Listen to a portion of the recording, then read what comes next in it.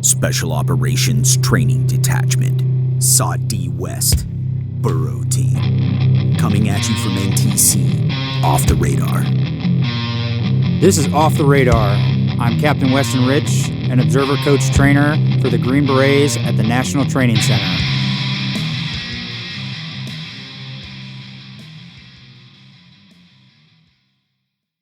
This is the second part of our conversation with Major Matthew Song, focused on Special Operations Liaison elements. If you haven't listened to part 1, please go back and give that a listen. In this episode, we will discuss communicating the right information to the appropriate command level, what SOF provides the Joint Force, managing communication to higher, and more. How did they delineate what the brigade was focusing on versus what the division was focusing on versus what the Special Operations Command element needed? Yeah, I like that question because this rotation, because it was solely focused on a SOFLE, also allowed us as an organization to focus on what is the division commander and what is the brigade commander focused on. So to build some, and I would call it strategic empathy, we got a real understanding of what the brigade commander really cares about. And what the brigade commander cares about is ruthlessly combining arms in the close fight. And then the division, what they are providing are kind of 3 basic things as we understand it. So they're providing intelligence, integrating fires, and then forecasting logistics. There's a soft function that can fit neatly into those. Everything from providing intelligence through partners, surrogates, and then like networks, being observers through both standard and non-standard means. So being observers for fires, and then on the logistics aspect, especially if we're talking about protecting the rear area, there's some insight that our civil affairs brethren can provide that is uniquely important, not necessarily to the brigade, but to the division, that the brigade would extremely be thankful for. Because at the end of the day, to combine arms in the close fight, they need that logistics train that comes from the division, or they'll culminate early. Yeah. If that makes sense. No, absolutely. I mean, that's something that we've talked about on here before, something that teams get, itchy. They see tanks, they want to shoot tanks, but then they get coached on, well, what do tanks run on? Oh, well, logistics, specifically gas or JP8. But those are typical targets that are more friendly for, or more useful for the SOF, especially the Special Forces teams to go after in the enemy deep area. So the counter would be true. The enemy would want to target our logistics and our C2 nodes, so they need to be protected. And I like that you mentioned civil affairs can be a part of that protection in what would be like a non-standard or non-tactical way. It's not soldiers out there guarding it. It's providing information and early warning and, layering the defense in a more robust manner. Yeah, and I hope I answered that original question correctly, but I wanted to frame it from providing perspective into what the brigade commander every rotation goes through, or what his struggles are, and then when the divisions come through here during the division and the dirt rotations, or what the 52nd ID division commander, the constructed division commander, what they are juggling with, or the problem sets that they're dealing with that we are supporting. Mm-hmm.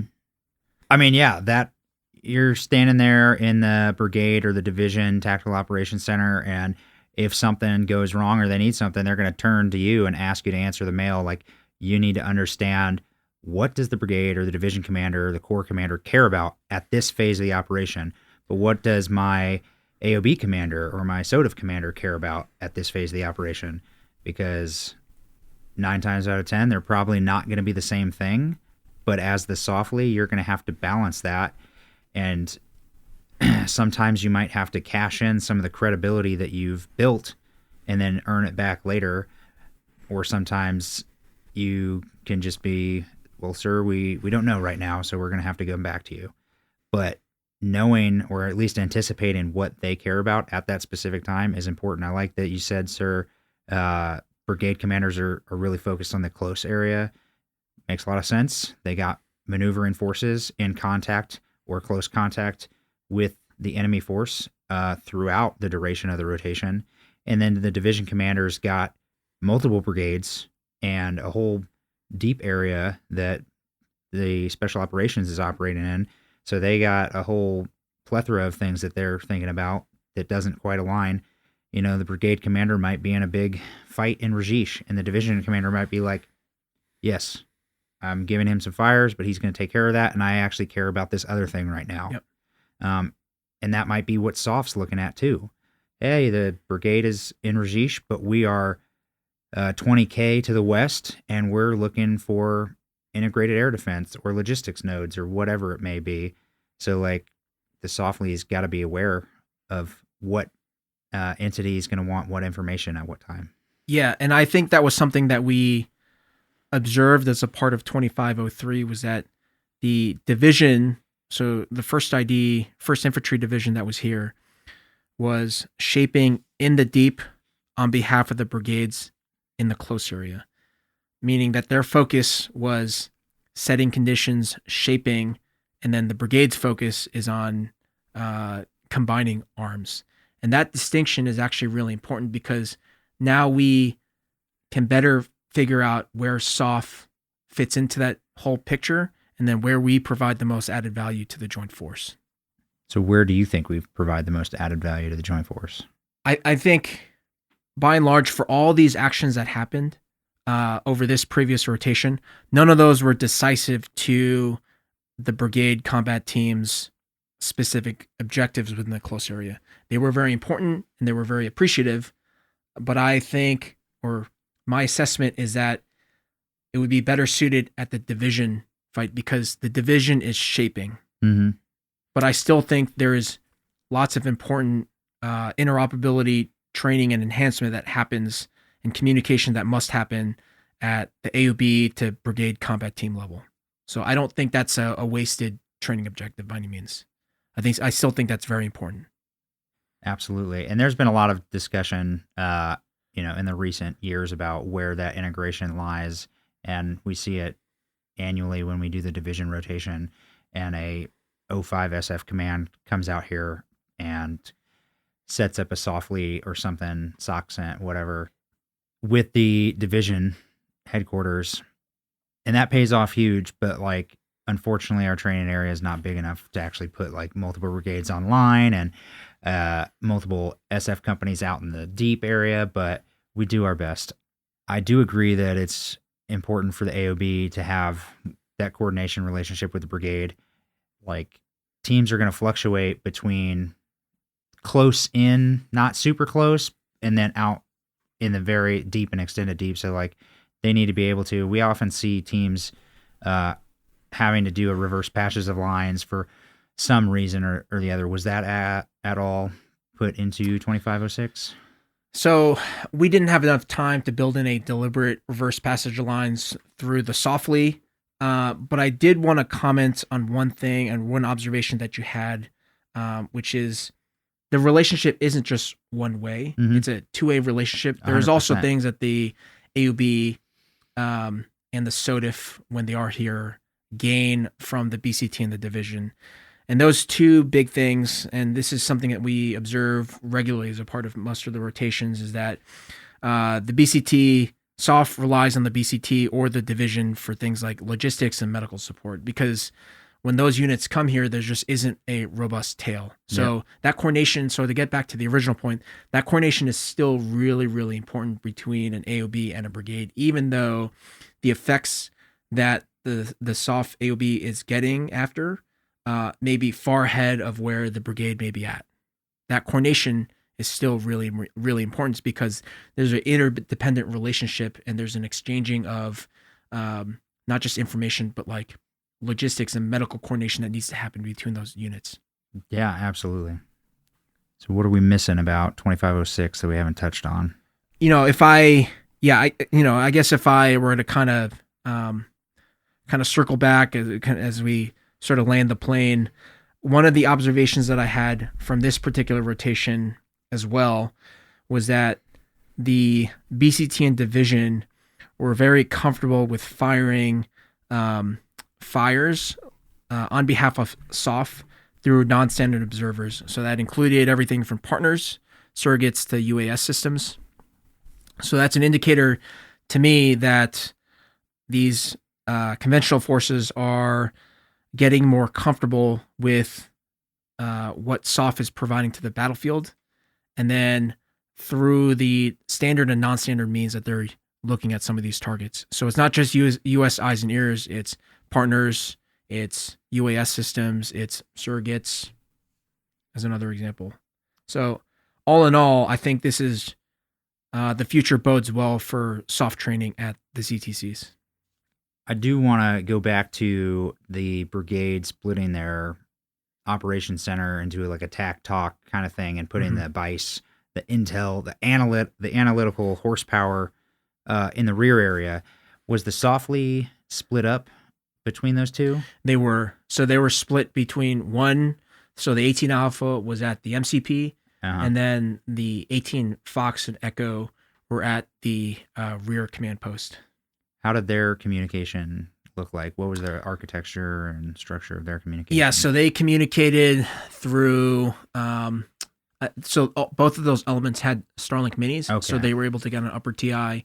They mainly used Chat Surfer to discuss back and forth, and they mainly did that through like pre-scheduled. I wouldn't call them communications windows, but they basically had a pre-scheduled time where they would just do a data dump of information. And part of that was because the MCP was in a different location. They were a little bit closer to the fight, so they were a little bit more restricted in emissions control posture than the BICE was. That makes sense. Was one of those elements the main one communicating with the AOB? Was it the 18 Alpha or was it the one in the rear with the 18 Fox? Yeah, so it started off with just the 18 Alpha communicating back to the AOB, but because the MCP would be in contact through various forms of direct or indirect or electromagnetic contact, the two packs of the BICE also picked up the slack and were able to communicate back and forth. So it was almost seamless. So, with one footprint went down, the other footprint came up and had the fight, so to speak. So with the Starlink Mini, they were able to be on SIPR and do the Chat Surfer, and then I'm guessing the AOB was passing most of the information to them via that. Yes. Which, hey, if they have the capabilities, it makes near real-time communication. And then what we see is like usually teams forward of the FLOT are doing high frequency or SATCOM or some other thing. So their communications get laid behind or slow down because of the bandwidth that they have. And they're not able to typically they're not trying to get up on something where they can receive CONOPS and huge files and stuff. So it is that, I wonder how was the integration with I'm sure it was great while they were physically there at the BICE or at the main brigade main. They could jump in and do the working groups. They could take part of the planning. But if products were made, I'm sure that was a bit hard for them to communicate what the brigade's intent was back to the AOB. Any lessons learned on that front? They did a very good job about sending back a pretty detailed SITREP. So the way they structured the SITREP, and it was very simple. So they talked last 24, next 24, and then what they made sure that they highlighted for awareness for both the AOB and the SOTF was any requirements coming back from the brigade, and then any critical asks or things that they foresaw as potentially imminent requirements that required action by the AOB or the SOTF. That was a very simple format, but I think it worked really well in communicating, all right, this is what we did. This is what we're going to do tomorrow. This is what I need right now. Okay. Yeah. I mean, simple's great. Having a format, especially when you can make it straightforward, is the best. Yep. Were they sharing information from the brigade's common operating picture, common intel picture? Was that just text in a Word document or something of the like with grids, or were they able to get on some kind of shareable common operating picture platform. Yeah, so they used Palantir. Okay. So they used a digital cop to communicate a lot of that. And then when and if their digital systems went down, they did have an analog backup. But the digital means was the primary means for them to pass that information back. So I guess to go back to the original point, they had both a cop that they maintained, and then they also had a sit rep that they had sent back as well that would also corroborate that information as well. And then they also were using RAVAC ATAC phones, right? Yep. And then that was at the AOB as well, so they were on the same ATAC server. Yep. Okay. But for just kind of bandwidth, just for sheer bandwidth, they were not able to update the ATAC phone or RAVAC phone as much as they were able to update their Palantir cop. Yeah. So probably just comes down to bandwidth and manpower. Yep. Don't have the ability to update your computer and your phone and analog products and be in all the meetings and find time to eat, chow, and rest and whatnot as well. Yep. Any other ways that you know of that they provided value to the brigade besides the immediacy of like integrating the planning cycle and communicating SOF requirements and brigade's requirements of SOF or requests of SOF, etc.? Yeah, I would like to say that there was a lot more that was going on, but I think those kind of 2 or 3 things that you mentioned, they did absolutely brilliantly. Oh yeah, I mean that's what they're there for. So, and I think that was more than enough or more than sufficient. For sure. I just think back to I was a SOFLE at JPMRC as a brand new SF captain, and the brigade main got attacked one night. So then right after the attack, the brigade sergeant major came up to the 18 Bravo that was in my SOFLE element with me and was like, please help us set up our defensive perimeter. Yep. And it's like, well, we're not really here for that, but we can help you. Now that I think on it, there was actually, so it wasn't necessarily force protection, but there was an instance for this particular rotation where the brigade relied on the RAVAC, so the SOFLE provided RAVAC and the Starlink minis to be able to pass information between the BICE to the MCP. Oh, nice. So they, for a period of time, they served as the gap. so they served as like a critical node for, I would say, like a 2-3 hour period. Yeah. Which I think is a big win. And I think it also speaks to the importance of continuing to do in the dirt rotations for both units out here. For sure. Yeah. For sure. Did they bring their own power generation, like generators? They did. So they brought, I think they brought their own 3K generator. Makes sense. Yeah. Okay. And then last question on like fighting products.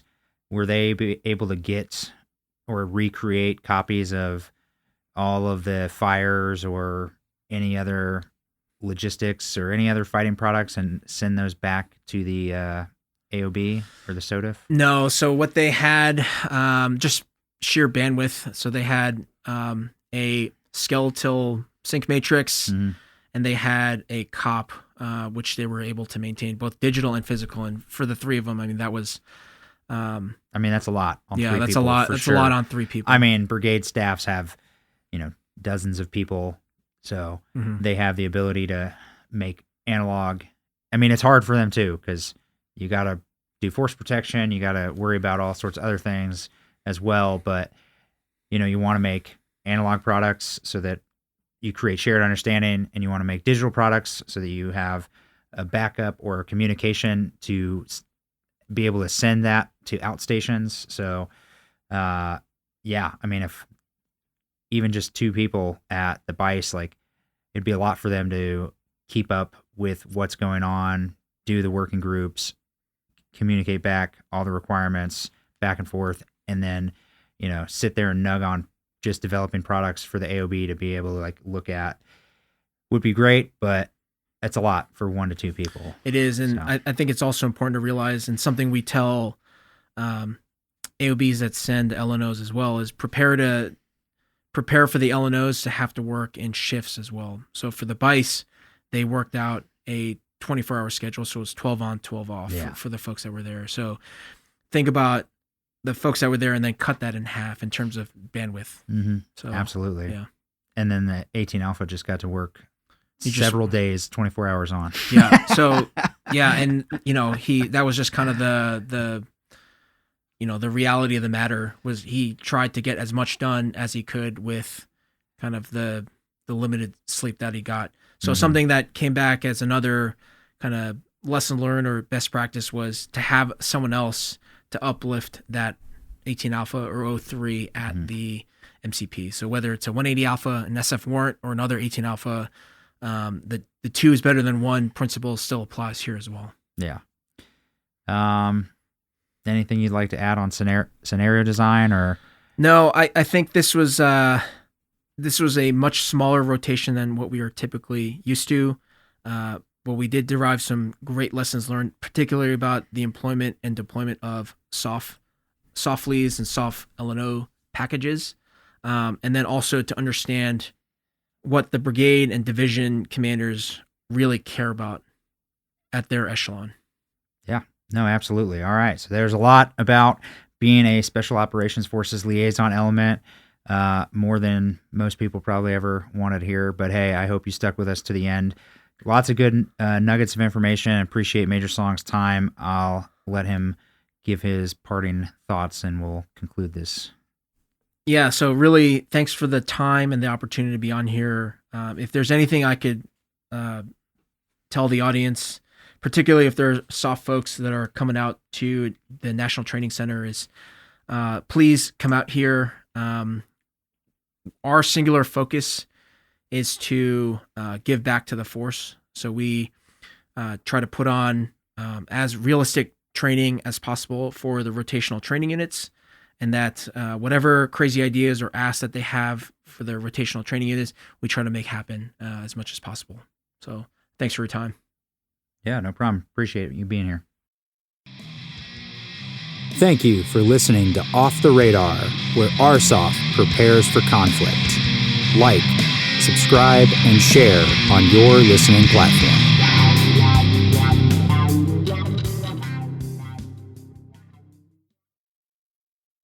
Actions will determine the outcome.